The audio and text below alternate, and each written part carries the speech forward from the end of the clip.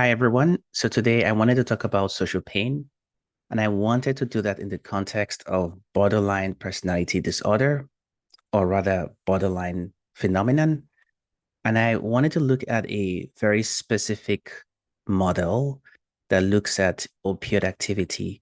And once again, I would like to place this in the context of our other discussion about pain, but that had been focused on physical pain. Today, we'll try to look at the more social aspects of pain and see how the pain systems might be relevant.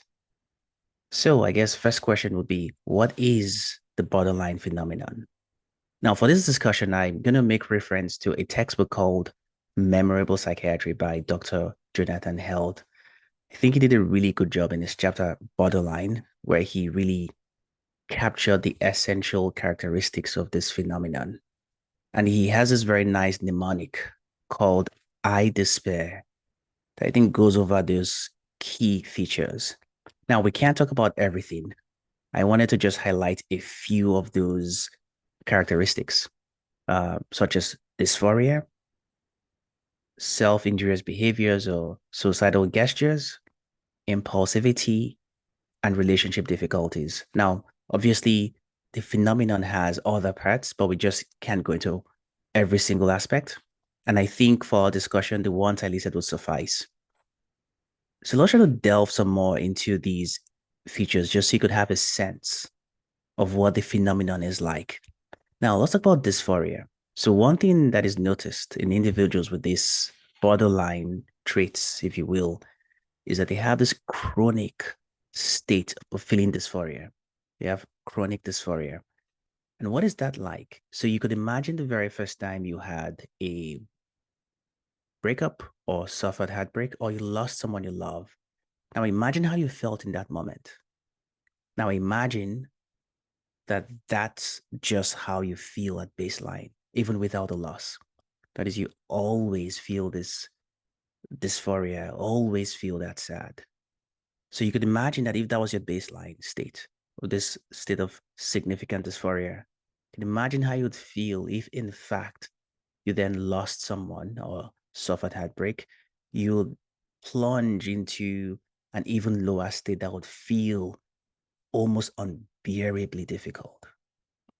So that's the other thing we that is observed is that the individuals that struggle with borderline difficulties tend to really go into a crisis when they suffer social rejection, for instance. So one key theme, and Dr. Heldt in his book Memorable Psychiatry points this out, is that a key feature is this high sensitivity towards social rejection, or rather, interpersonal sensitivity towards rejection. And so, because at baseline, these individuals are already at a very dysphoric state, when they suffer any social rejection or social conflict, they get into an even lower state, an even more profound state of dysphoria. And that feels very, very painful. And so we also observe that they would do almost anything, to do a lot to avoid abandonment or any kind of situation that would cause them to experience even more social pain. And then there's also the phenomenon of self-injury, cutting, for instance, and suicidal gestures. And actually, what we find is that the self-injurious behaviors are not done necessarily with the intention for suicide, but they actually provide relief to the individual and they feel better. They feel more normal, if you will, when they hurt themselves. And so you have all of these features, the chronic feeling of emptiness and dysphoria and sadness, the tendency to go into a crisis state when they suffer social conflict, a lot of energy and efforts to avoid social conflicts or abandonment, the engagement in self-injurious behaviors, impulsive behaviors as well. There are other features. So how do we explain this? What might be the underlying neuroscience that explains this plethora of phenomenon we just discussed?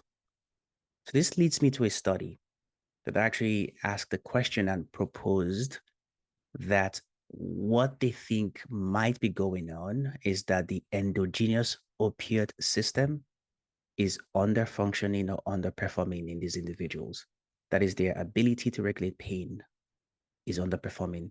But you may think to yourself, well, the opiate system is more involved in physical pain. But that's part of what I wanted to talk about, is that I wanted to look at the social aspects, which I think is just as relevant as the physical aspect. So it's very interesting that the systems, the neuroscience system that actually is involved in modulating and reducing physical pain is also involved in modulating and reducing social pain. And we know this from studies on neuroimaging studies that have shown that when you hug people, when you feel included in a group, when you talk about your problems, when you even think about being loved, all of this is correlates with increase in endogenous opiates in your body, and also just correlates with feeling better, with having more positive feelings. So let's take a second to review the pain pathway we had discussed. And once again, I don't think you should actually get hung up on a lot of the neuroanatomical details, but really briefly. So you have projections that emanate from the cortex, such as the cingulate cortex, the amygdala, insula, goes down to the periaqueductal gray area, to the RVM, down to the spinal cord, the dorsal root ganglion, and it helps modulate pain experiences. Um, Also, just to note, typically, if you suffer a physical injury, the system is activated. So we know this, for instance, in people who run, um, or rather, people who hurt themselves in some activity, like athletes who might hurt themselves. They don't actually initially feel the pain until later on, because initially this endogenous opioid system is active. And about people who run, say individuals who run marathons, actually it turns out that when they run for a while, they have this sense of euphoria that we think is related to activation of the opioid system. So to come back to our model, the proposition is that in individuals with the borderline phenomenon, there is a reduction in the activity of this opioid system. So for instance, in normal individuals, you'd have normal activity of the opiates and normal interactions with your receptors. But the proposition is that in individuals with borderline personality disorder, there's a reduced baseline or basal opioid level. So that's just reduced. And the idea is that this reduction, the fact that there's less opiates, actually correlates with that feeling of dysphoria. But something happens, and a key principle in neuroscience is that when you have a reduced neurotransmitter activity, the receptors would upregulate in response. It's somewhat reminiscent of Newton's third law. For every action, there's an equal and opposite reaction. In neuroscience, I would say for every reduction in neurotransmitter activity, there's an upregulation of receptor activity. So if the opioid levels are reduced, the receptors are upregulated. And that's an important point. But let me pause and just talk about something really quickly. The idea in the borderline phenomenon is that these changes, this reduction in opioid activity, occurs in certain parts of the brain. Actually, it's the part you would have thought, such as the cingulate cortex, the amygdala, probably the nucleus accumbens, actually, the caudate. These parts are involved in the pain modulation. And so some of these changes we're discussing probably occurs in these regions. And the suggestions are informed by neuroimaging studies, it appears. So we mentioned that there's a reduction in the basal level of the opioid. So there is this tonic reduction. And at baseline, less opiates, individuals feel more dysphoric, but the receptors have upregulated.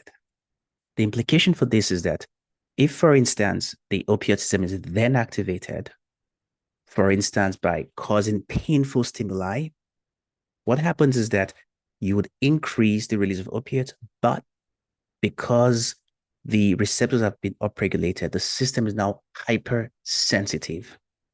So the system now really perceives the opiates because there are now more receptors. So when you induce by causing physical pain, when you activate the opiate system by causing physical pain, you feel the activity of the opiates because of the adaptive changes that have undergone.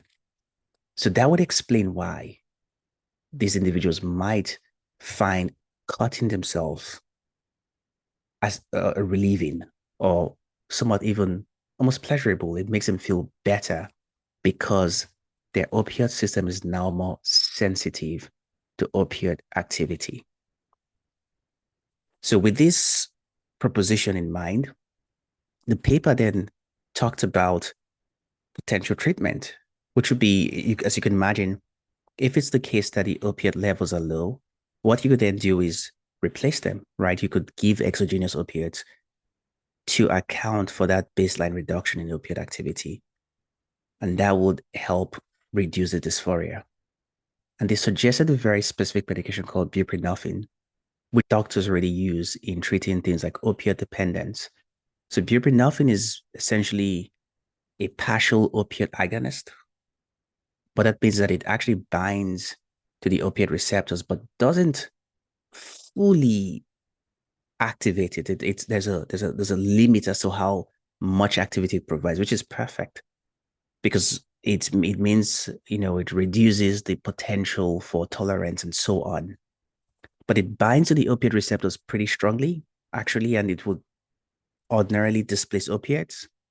And so you could use buprenorphine to increase the baseline opiate activity, but also because of its ceiling effect, it means that if you stimulate the opiate system, there's a limit as to how much activity you could get or how much response to an increase in opiates you could get because buprenorphine would displace opiates naturally and would just bind to the receptors, but then offer a limit to that.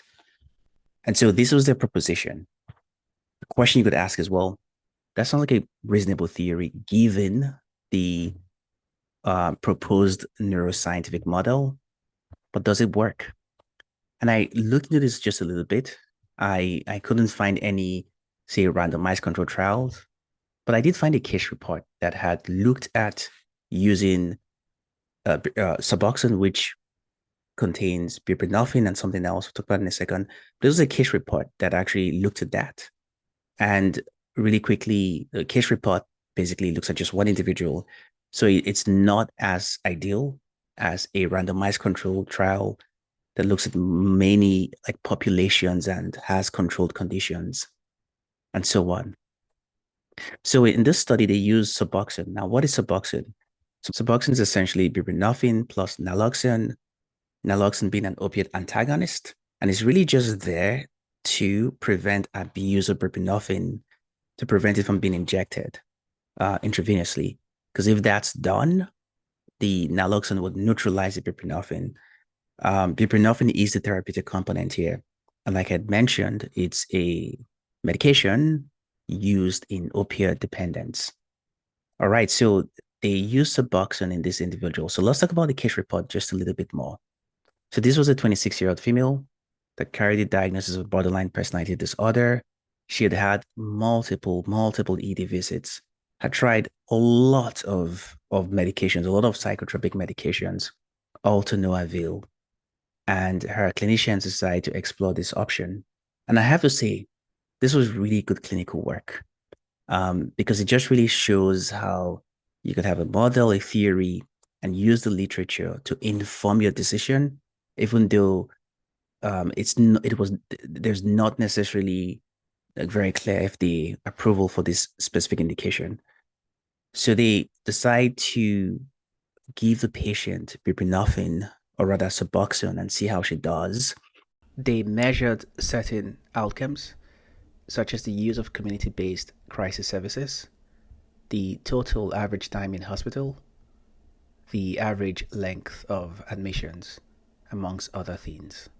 And what they found was that after initiating treatment with Suboxone, they found a significant reduction in the utilization of the crisis services, significant reduction in the average time spent in the hospitals, and very significant reduction in the length of stays in hospital, and so on. And additionally, the patient described substantial increase in quality of life and sense of well-being, and the patient objectively felt better after taking the buprenorphine naloxone combination and actually wanted to continue taking the medication. So this is a very good example of how the theory, in a sense, was tested and seemed to work. Obviously, we would need larger trials to confirm that it's in fact effective. But I wanted to just reiterate that this was a discussion about the neuroscience of social pain using borderline phenomenon to try to understand how opioids might um, play a role in modulating social processes. All right. Well, that's all I have for you for today. As per usual, thank you for watching.